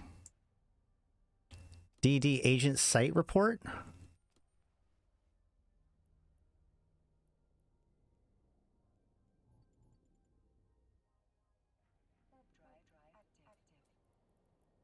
Uli has Uli Ship Graveyard, Edencom Memorial, Triglavian Invasion, Federation Grand Prix route, and construction site.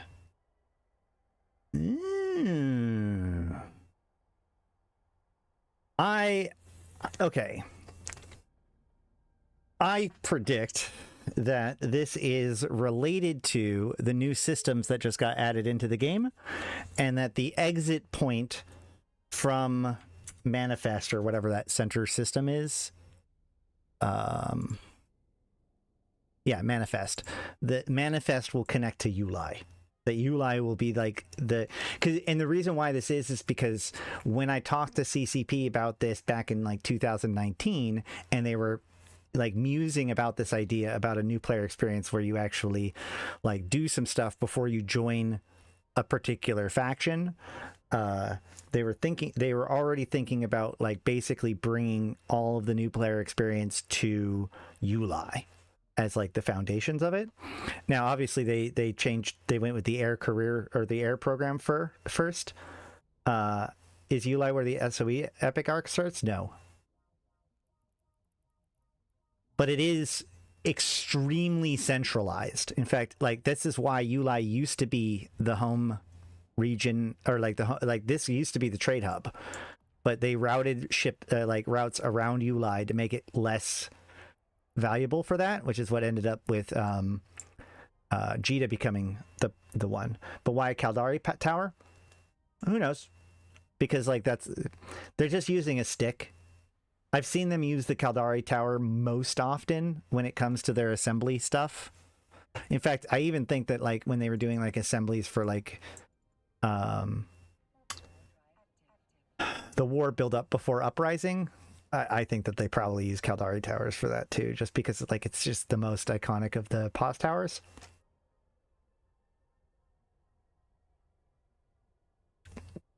Was hoping it's the start of a military campaign. I mean, it could be. It could also be that, you know, Concord stepping in for the election, and so it might be the turn-in point for election stuff. But I seriously, like, all this stuff happening with this new region of space being put in for new players, and this thing being put into Uli, feels very related to each other. And it being a construction site means that it's still very early days for it. The idea that this would go from a construction site to a full thing, like, by next week, like, I mean, it could, but all signs point to this is part of that new player experience thing that they're doing. And here it is. Yep, here it is. What can we find here? We have a construction warehouse. We have some basic buildings and some, you know, boxes floating out in space. Not very organized, unlike some of the previous construction sites. I was right. That is absolutely not silver. It's Concord white. I'm so fucking dumb. It's Concord. It's painted Concord, guys. That's why it's white. It's Concord. I'm so dumb. I'm so dumb. Ah. Oh, all right. Well, that makes sense.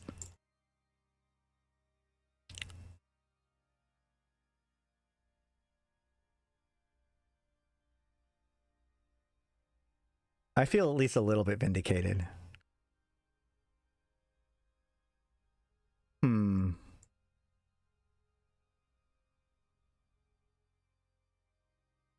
So chances are this construction warehouse is what's going to become like whatever the new deployment is. Could be a new shipcaster. So we've got 3 towers. They're not like evenly spaced or anything like that, though. They're just here. And a cloud. And then like a habitation center, the construction warehouse, and just a bunch of boxes. Does the construction warehouse have any description? No. Someone get an Entosis link out here. Probably won't do anything. Probably won't do anything. If there are any other construction sites popping up in other faction spaces. Given the fact that we own, like, this is clearly what those strings are, if you were going to see that, we would have actually seen multiple copies of the string put in. Because it even said, like, this is for this particular dungeon. So this site's name is construction zone. So if they had multiple of them, they would have to put multiple of them into the game. So Malak, what are you thinking? Are we going to bash it again tomorrow to get a better timer?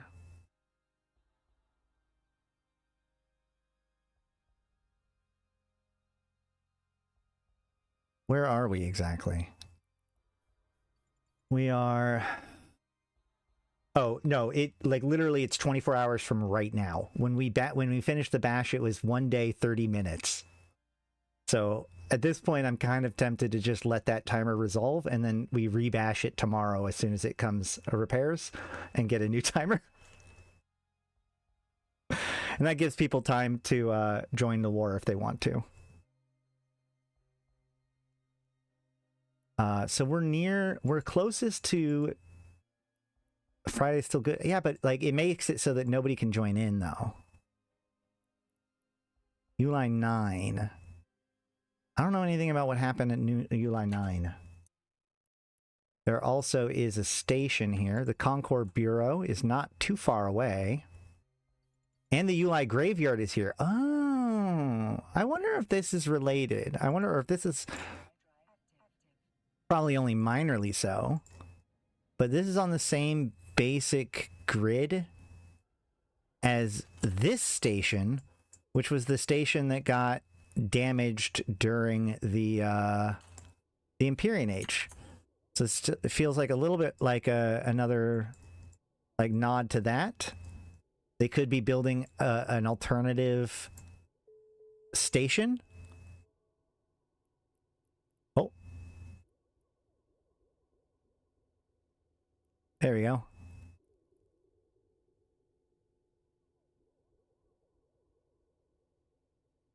And here is the Elder Fleet that lost a few people in that engagement.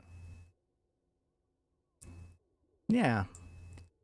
And so the site itself is right there, 28,000 kilometers away. Yep, just a few Naglfars and such. And Concord battleships. Yeah, that does look like a Marshal, doesn't it? It was a bad day. It was a bad day.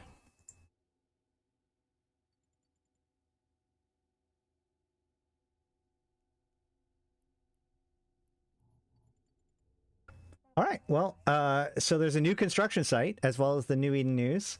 I forgot to wrap up the New Eden News, but I'm going to have to edit it at some point. So I'm not sure how this is all going to play out. Maybe I'll just keep all of this in. If you're watching this live, thank you guys for hanging out. If you're watching this as an edited, make sure to like, comment, subscribe. Actually, all of you, make sure to like, comment, subscribe. Let me know what you guys think about the elections and, you know, where do you think this is all going? Are we getting the event soon? Is the event going to relate to this? Is this related to the others, the MPE stuff? I'm curious. Yeah, this is breaking news, so we're just trying to figure it out. Either way, make sure to like, comment, subscribe to the channel so that way you can get all of your information and, you know, hop into the Discord to hang out with us and get news about the my streams and such. Awesome. My bot is still not working. I love it. No notes. All right. Either way. Do we have anything else to talk about today? I'm going to have to figure out, come onto the Discord to find out what's going to happen with for the future of Viridian Forge. We'll either be getting a new timer tomorrow or blowing it up tomorrow on stream. But either way,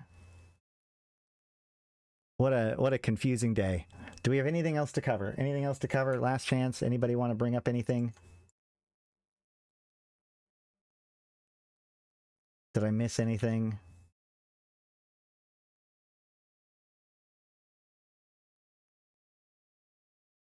I think that's it.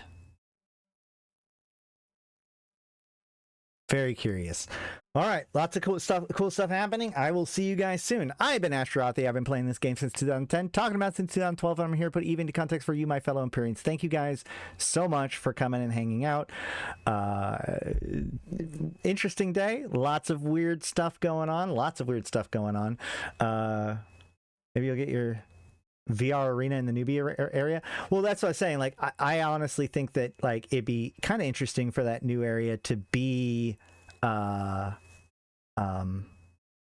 virtual, right? Not a real space, but like a simulation that you get pulled out of potentially. You know, I've been talking about using VR simulations for tutorials for a long time now. So we're just going to have to see how this all plays out. It is very weird, interesting that they're putting these systems in. Virtual as in Zarzak. Yeah, kind of like Zarzak, right? Like a virtuality. Like you're not really... My explanation before has been like, the way that the tutorial could be is like you open up the agency and be like, okay, well, I want to learn about hacking. Load the hacking tutorial. And then Aura would tell you, okay, dock up so we can begin the hacking tutorial. So you dock up and then it like transports you to a different place. Kind of like kind of like the Abyss, right? And the fact that like the Abyss is a real system, but they like make pockets within the system in order to put it for that. So now you have like you put them there, and then you get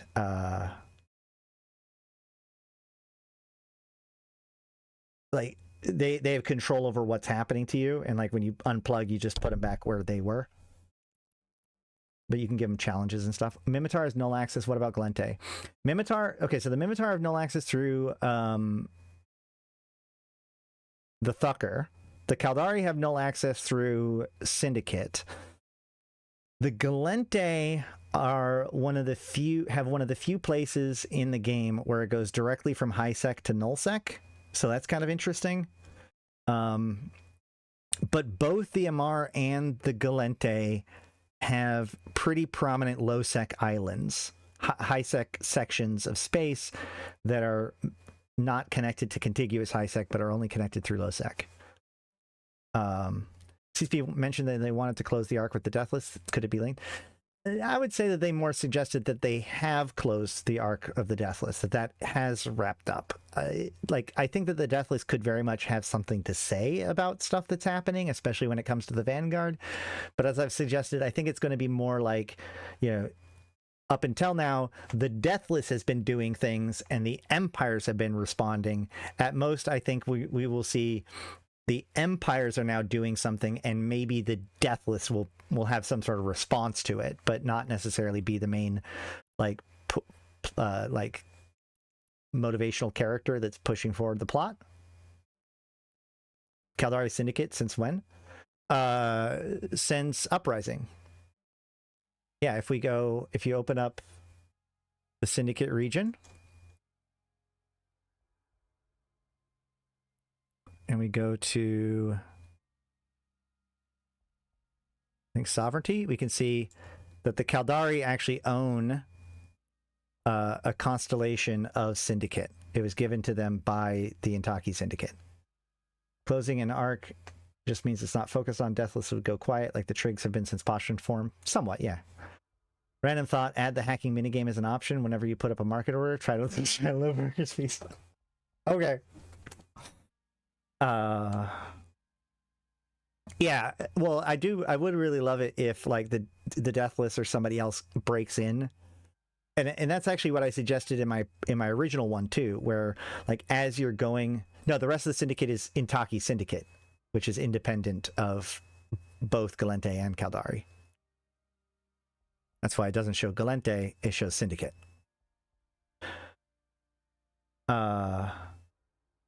Every time you fail, brokers.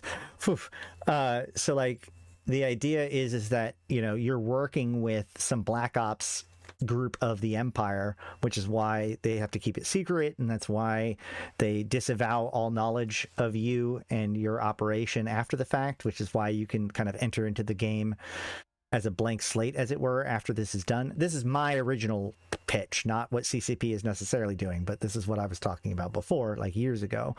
But the idea would be a pirate group would contact you during that time, like the secret channel, and like whisper in your ear and try to get you to betray the Empires at the time, as a way of kind of introducing that. Obviously, the Deathless would be a really great stand-in for that. Gal's been taking an L for plus 1 years. Gal deserves some love. Players need to like support the Glente. You realize why this happened, right? Like this happened in direct response to Intaki being taken. So, the Glente did this to themselves.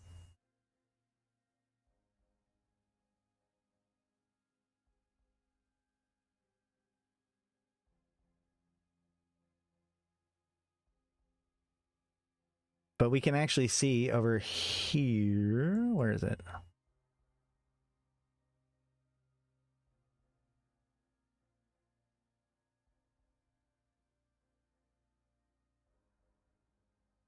Where is it? There's a... Is this... That's Placid. Yeah, here we go. Orville. Is this the only system I think there's one more, right? There is... I think this is there another system that does this where it goes straight from HiSec? A 0.7 system is adjacent to a nullsec system? So wait, players can select fifth race other than those four? No. You mean like in the eventual thing? I don't know. They've suggested being able to do that. EC TAC.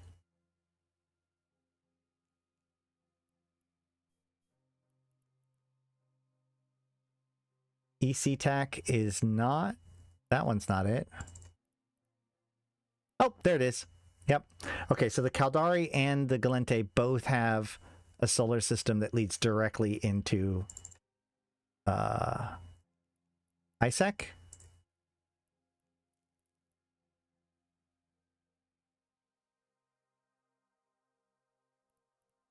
But wait, hold on.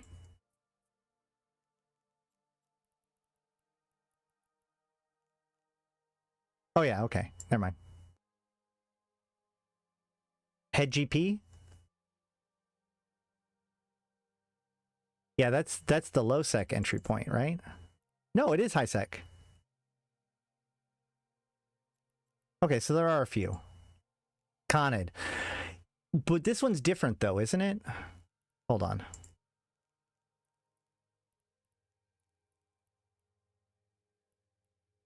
Oh yeah, never mind. No, this is fine. So that, oh, this is not an island, right? No. Okay. So yeah, there's an Amar one, a Caldari one, and a Galente one. Doesn't Tatal enter Pravi? Okay. Maybe they're not as rare as I thought they were. What if players get to choose Angel Garistus as a starting faction with Zarzek as a starter location? Maybe. Maybe. I think it'd be a challenge. I don't know if there's enough to quite meet there. What if people can just choose Triglavians and end up in Pochvin? Why not, right?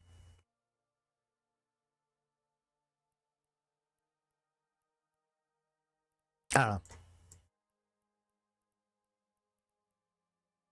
We should probably wrap things up. I appreciate all you guys. I already did the main, all of the spiel for shutting things down, but I do want to give a shout out to my top tier supporters, including my Immortal patrons, or my Immortal supporters, 745 MPSI, Arydanika the Queen, Bad Boy Smooth, Ebo Leet, Erladis, Elange, Flash Gordon, Grims, May, Malak Starfire, Malin, Mercuton, Mayak, Michael, Nihilum, LM1, Sheesh, Susuro, Thrans, and Rid. Thank you guys so much. Yeah, sending new players into that patch. You can't give people a thing where it's like, okay, well, you might pick this one and it'll be terrible. All right, thank you guys so much. We will be back probably tomorrow. My prediction is tomorrow, but who the hell knows at this point? But we will be keeping a very close eye on the news and jump on things as they happen. Yeah, I mean, I've always said that it makes sense that Triglavians is something that you're born into something else and then you reject it to become a Triglavian. It's an evolution, not a start. But I don't know. We'll have to see. I'm interested in what you guys have to think. Let me know in the comments down below. Engagement. Like the stream. Blah, blah, blah. I've been Ashtarothi, the voice of New Eden. And until next time, I'll see you in space. If you need Puppy, go back to the beginning of the stream. There was Puppy then.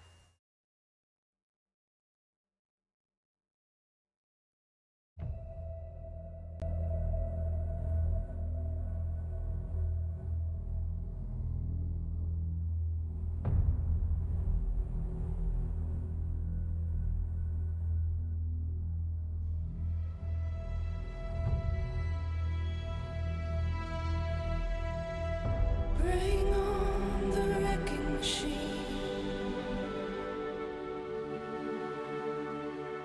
If people are interested in taking part in the structure bash and blowing up our structure, please let me know, like ASAP, so we can make a decision about tomorrow.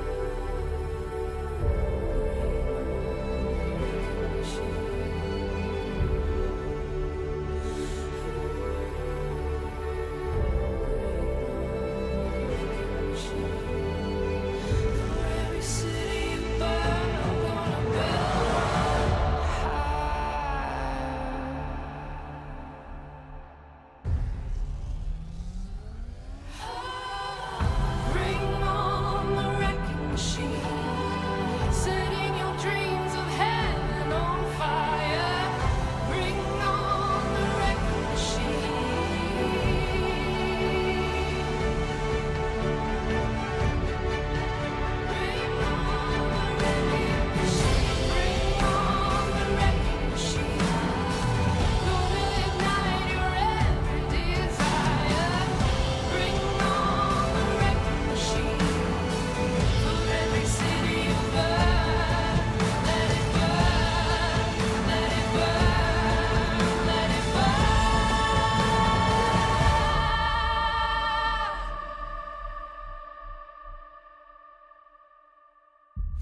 every city